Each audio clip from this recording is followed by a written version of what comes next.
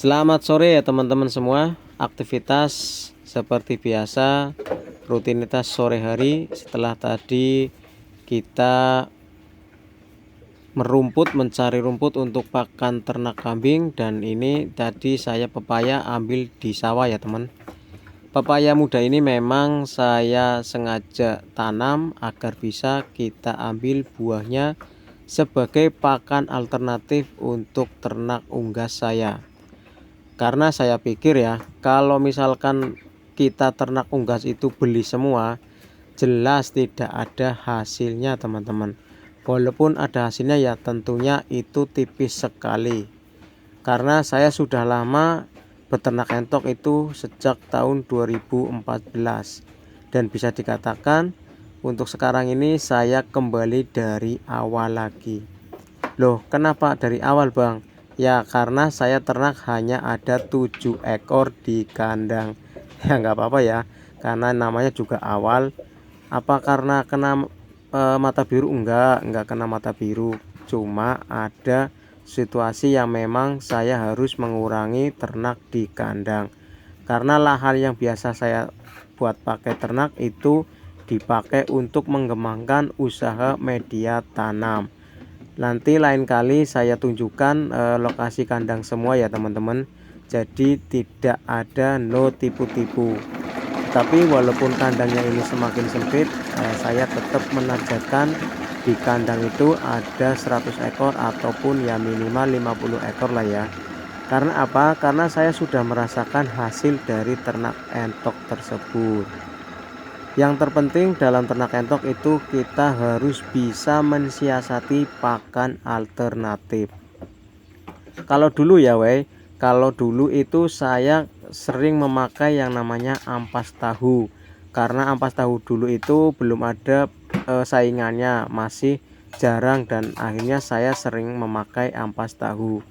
Tetapi karena harga ampas tahu sekarang sudah naik, saya beralih dengan mencari tanaman-tanaman yang memang bisa dimanfaatkan untuk pakan ternak ya Dan ini kembali lagi kita mencacah gandul atau pepaya muda ya, yang kemungkinan tidak layak untuk dibuahkan.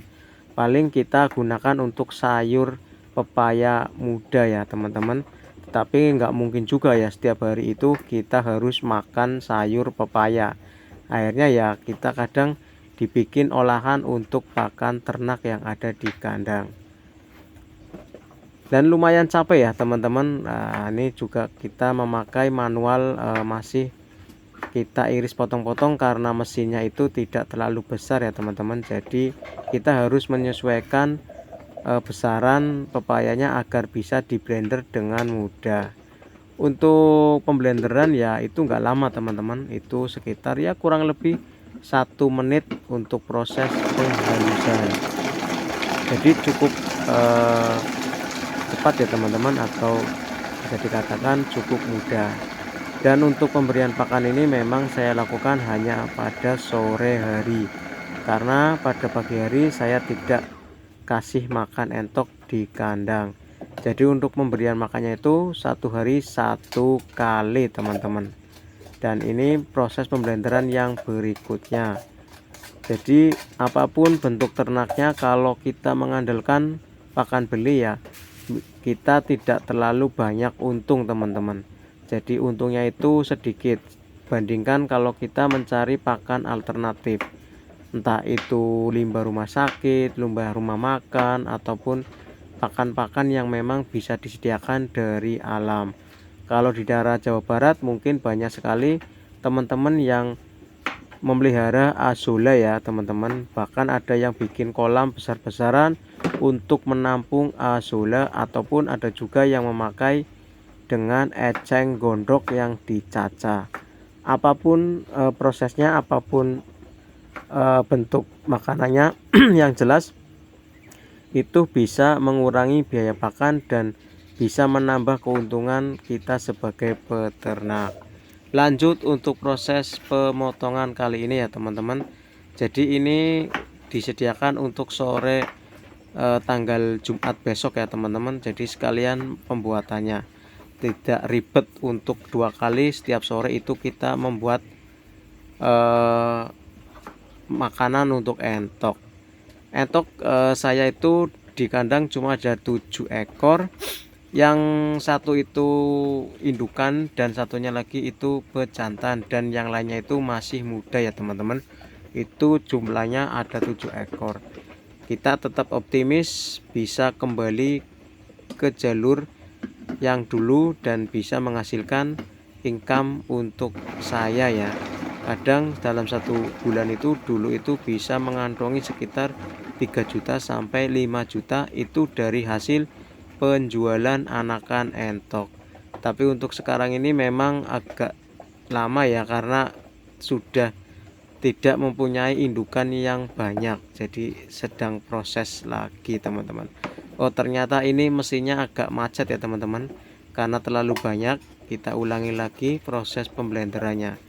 Nah ini pisaunya tajam sekali ya teman-teman, jadi hati-hati agar tidak kena tangan.